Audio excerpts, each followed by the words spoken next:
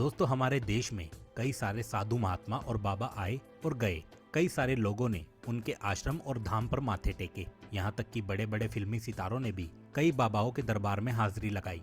लेकिन इस समय जो प्रसिद्धि बागेश्वर महाराज को मिल रही है वो आज तक कभी किसी को नहीं मिली। लंबे बालों वाले, माथे पर चंदन और अक्सर सिर पर पगड़ी बांधे नजर आने वाले बागेश्वर सरकार की बात ही कुछ और है। और इस चीज का सबसे बड़ा सबूत बड़े बड़े फिल्मी सितारों का इनके धाम पर आकर प्रवचन और गीत सुनना है। फिर चाहे मोदी सरकार के सबसे दिग्गज नेता हो या मशहूर गीतकार मनोज तिवारी हो या फिर साउथ इंडियन फिल्म इंडस्ट्री के सुपरस्टार सुमन तलवार हो, जिन्होंने बागेश्वर धाम पर आकर बाबा के नाम पर ठुमके भी लगाए और हाथ जोड़कर नमस्कार भी किया। अभी हाल ही में सदी के महानायक अमिताभ बच्चन जी की भी एक वीडियो बहुत ज्यादा वायरल हो रही थी, जिसमें वो बैठकर बाबा के कीर्तन का आनंद ले रहे थे। पर दोस्तों, ये सब कुछ एक रात का चमत्कार नहीं है, बल्कि इसके पीछे एक बच्चे की कहानी छिपी हुई है, जिसके संघर्षों के बारे में जानकर आपके भी होश उड़ जाएंगे। क्योंकि सोशल मीडिया पर जब कोई एक बार वायरल हो जाता है तो उसकी जिंदगी बदल जाती है। लेकिन बागेश्वर धाम सरकार तो हर हफ्ते वायरल होते हैं। उनकी वीडियोस ट्रेंडिंग में जाती है और लोग अपना सारा काम धाम छोड़कर उनकी बातें सुनने और उनके चमत्कारों को देखने में लग जाते हैं। लाखों की संख्या में लोग अपनी मनोकामनाओं को पूरा करवाने और अपनी तकलीफों को दूर भगाने के लिए बागेश्वर धाम दर्शन के लिए पहुंच जाते हैं। और ये सब कुछ मुमकिन हो पाया है बागेश्वर धाम सरकार के चमत्कारों की वजह से।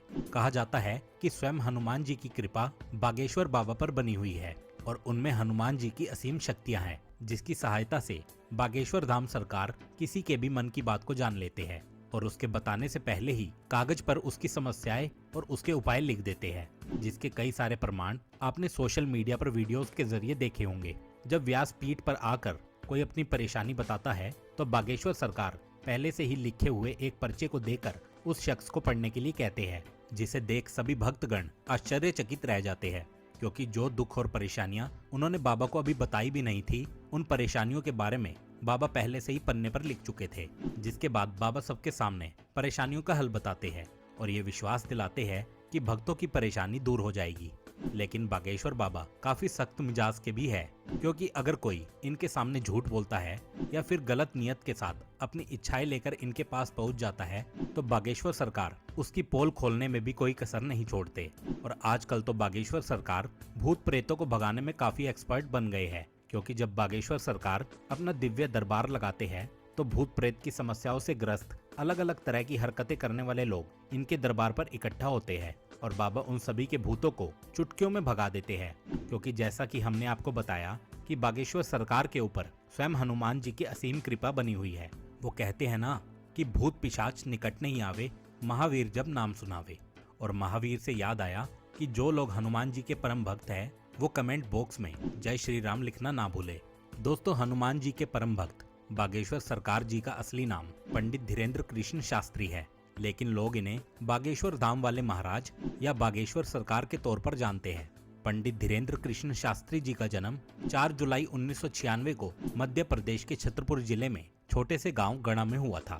ये एक बहुत ही गरीब ब्राह्मण परिवार से ताल्लुक रखते हैं। बागेश्वर सरकार अपने एक इंटरव्यू के दौरान बताते हैं कि जब वे मात्र 9 साल के थे तभी से उन्होंने अपने दादा के कहने पर हनुमान जी की भक्ति और सेवा करनी शुरू कर दी थी और तभी से उनका मन बालाजी महाराज की सेवा में लग गया था। इन्हें हनुमान जी की भक्ति और उनके प्रेम के सिवा और कुछ भी नजर नहीं आता था।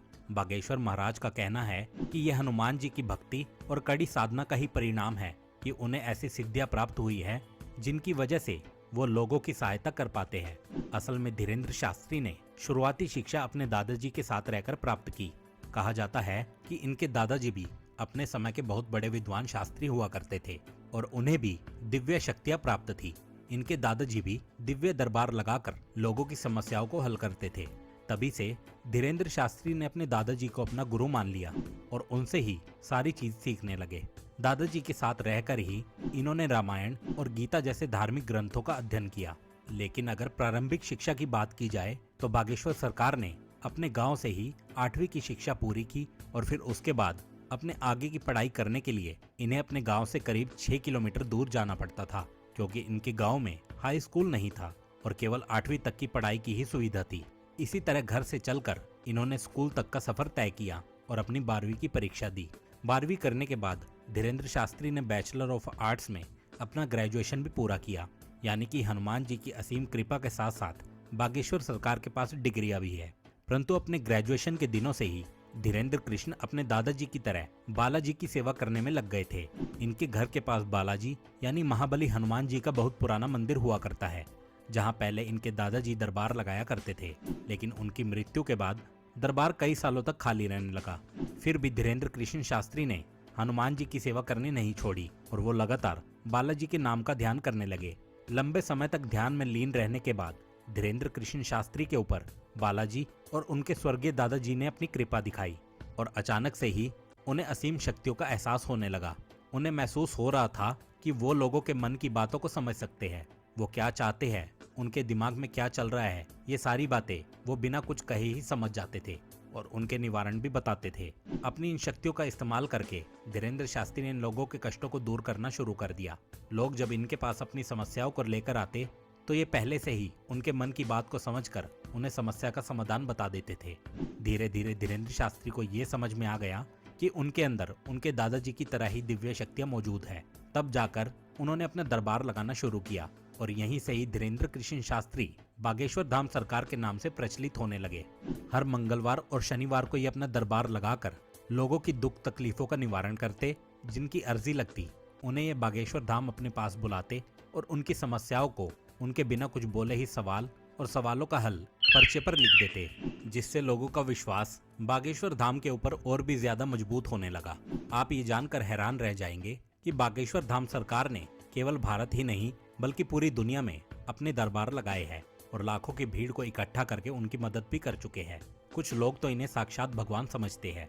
हालांकि कुछ महिलाएं ऐसी भी है जो बागेश्वर धाम सरकार की खूबसूरती को देखकर उनके ऊपर अपना दिल हार बैठती है और उनकी बातें सुनने और उन्हें एक नजर देखने के लिए उनके धाम पहुंच जाती है। पर अपने सख्त मिजाज के लिए मशहूर बागेश्वर धाम सरकार का ध्यान इस तरह की चीजों पर बिल्कुल भी नहीं लगता। वो दरबार में आने वाले हर एक शख्स को अपने बच्चे की तरह मानते हैं और उसी प्रकार से उनसे बातें भी करते हैं। वैसे दोस्तों, हमारे देश में जहां बाबाओं और तांत्रिकों की छवि इतनी ज्यादा खराब हो गई है, जिनमें से आधे से ज्यादा तो जेल की हवा भी खा रहे हैं। जैसे ही किसी बाबा के ऊपर विश्वास होता है, उसके काले कारनामों का चिट्ठा खुलने लगता है और लोग इन चीजों के ऊपर विश्वास करने से घबराने लगे हैं। इस माहौल में जब कोई 26 वर्षीय शख्स अपनी दिव्य शक्तियों से लोगों को हैरान कर दे तो दुनिया के मन में सवाल तो उठेगा ही। और इन्हीं सवालों का जवाब ढूंढने के लिए कई सारे मीडिया कर्मी भी बाबा के दरबार में चोरी चुपके जा चुके हैं ताकि बागेश्वर धाम की सच्चाई जान सके। पर इतने सारे स्टिंग ऑपरेशन करने के बावजूद भी कोई ये समझ नहीं पाया कि आखिर बागेश्वर सरकार लोगों के मन की बात को कैसे जान लेते हैं, क्योंकि कई सारे नए लोग जो दरबार में आए होते हैं उनकी अर्जी लग जाती है और जब वो बाबा के सामने जाते हैं तो उनके मन की सारी बात बाबा पहले ही लिख चुके होते हैं। इस तरह की चीजें देखकर मीडिया कर्मी भी हक्के बक्के रह गए और लगातार बागेश्वर बाबा को लेकर जांच पड़ताल कर रहे हैं, लेकिन अभी तक उन्हें कोई भी ऐसी चीज प्राप्त नहीं हुई है जिसे लेकर वो बागेश्वर धाम सरकार पर किसी तरह का आरोप लगा सके। शायद इसीलिए बड़े बड़े नेता अभिनेता बागेश्वर धाम पर विश्वास करने लगे हैं। वैसे दोस्तों, इनके बारे में एक बात बहुत ही ज्यादा प्रचलित है। कहा जाता है कि इनका एक सेनापति भी है जो किसी को दिखाई नहीं देता। वो सेनापति बागेश्वर धाम सरकार को लोगों के भूत को भगाने में मदद करता है। लोगों का इनके ऊपर विश्वास है, तभी तो लोग इनके दरबार में जाकर सच्चे मन से ईश्वर का नाम लेते हैं। वैसे दोस्तों, आपको बागेश्वर सरकार की शक्तियों पर विश्वास है या नहीं, हमें कमेंट बॉक्स में जरूर बताएं। आज के लिए इतना ही दोस्तों। अगर आपको ये